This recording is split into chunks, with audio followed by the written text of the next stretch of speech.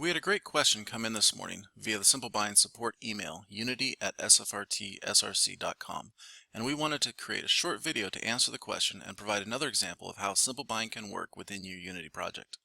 To summarize the user's question, he asked, I want the user to be able to select a clickable spot on a 3D map which dynamically toggles a corresponding item in a list view and vice versa. The notion of vice versa is important to me, and I would like to keep it really simple. Do you think Simple Bind, as is version 0.1, could help me to achieve that? The quick and simple answer to that is yes. Simple Bind can be used for 3D, 2D, and uGUI game objects and components. Really, any game object within your Unity project can be used. The more in-depth answer lies in the existing architecture of your project. Simple Bind can help solve this problem by simply binding values between game objects, or it could be used to facilitate a more loosely coupled MVVM architecture where the different pieces are backed by the same model. Since the user was asking for the simple answer, that is what we will cover in this video. Let's go ahead and open the final demo scene. As you can see, the 3D map is represented by these 4 3D spheres, and each sphere has a corresponding item in the list panel. If we go ahead and run this scene, you'll notice that as I click on each one of the spheres, the corresponding item in the list is also highlighted. As I click on each item in the list, the sphere is also highlighted, exactly what we would expect to see. All the functionality in this demo was created using standard Unity and Simple Bind components, with one small exception. There's not a built-in toggle script for non-uGUI game objects. In order to support toggling of the 3D game objects, I did create a very simple toggle 3D 2D script. And as you can see, this script simply toggles a Boolean value anytime the object is clicked. Ready to see how this demo was built? Let's get started. Let's start by creating a new scene, and I always set the background to a solid color just to make it easier for my demos.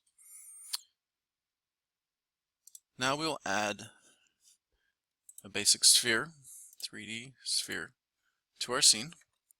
Let's go ahead and move it to the top. And on this sphere, we're going to add that one additional component, our toggle 2D 3D script. And this script will allow us to toggle this is on property anytime the game object is clipped, and that is on property is what our binding behavior will be watching. In order to show the highlight, let's go ahead and click on the sphere, and we're going to add a 2D sprite. We're going to add that sprite, just the knob, and we're going to give it some color. Doesn't really matter what color. And the last thing we're going to do, switch back to our scene, is we're going to increase that sprite size just bigger than the sphere so that we can see it. The final thing we need to do is we're going to add a binding behavior to show and hide this sprite based on the value of our toggle script.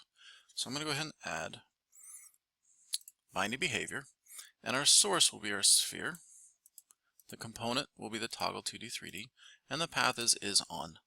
The target will be the new sprite we created, the component will be the sprite renderer, and the path will simply be enabled. Let's go ahead and let's save this scene. I'll just call it demo. And let's go ahead and run.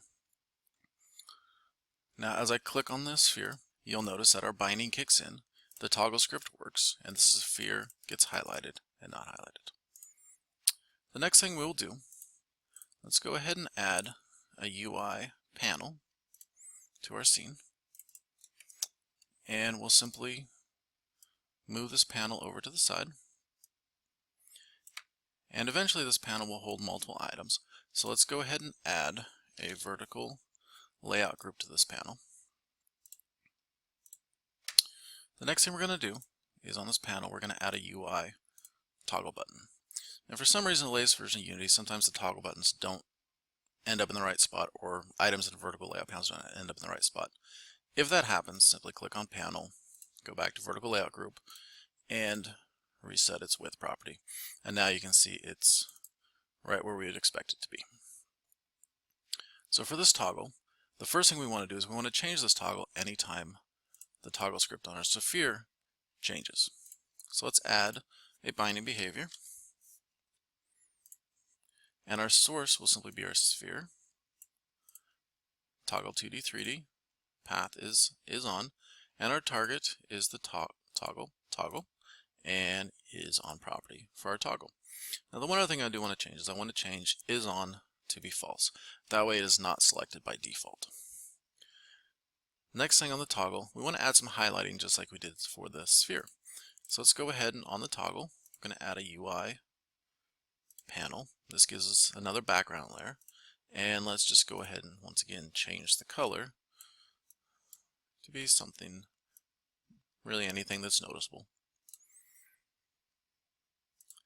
So now, once again, let's save our scene, and if we go ahead and run, we'll notice that we forgot one thing.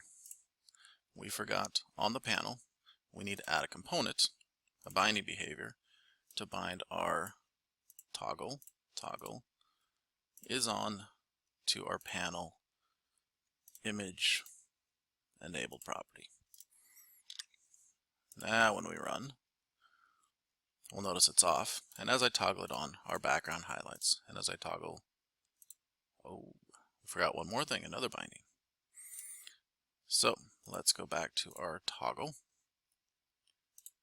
and we added our binding here, but this is source to target, which means it's only one direction. Let's go ahead and update that to both so that we get our both way, vice versa, as the user asked, binding. Now as we toggle, we get binding in both directions. Next thing let's do, let's go ahead and take our sphere and let's duplicate it 3 times. And let's take our toggle button and let's duplicate that 3 times. And on each toggle button you'll notice that it still has a source of the original sphere. So let's just go ahead and update that source on each button to be each sphere. And let's go back to our panel. And one thing we want is we want to have these toggles in a toggle group so that only one is selected at a time. So let's add a component. We'll add a toggle group.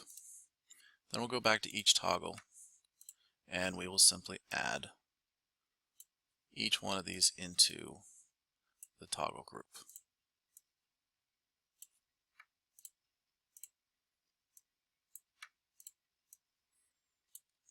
Okay. Now if we go ahead and we run, we forgot one more thing. If we go back to our spheres, we need to space out our spheres so that we can see them all. Let's go ahead and separate them out. Doesn't really matter where. And now let's go ahead and let's run our scene. And we will see now as I toggle each item is highlighted accordingly.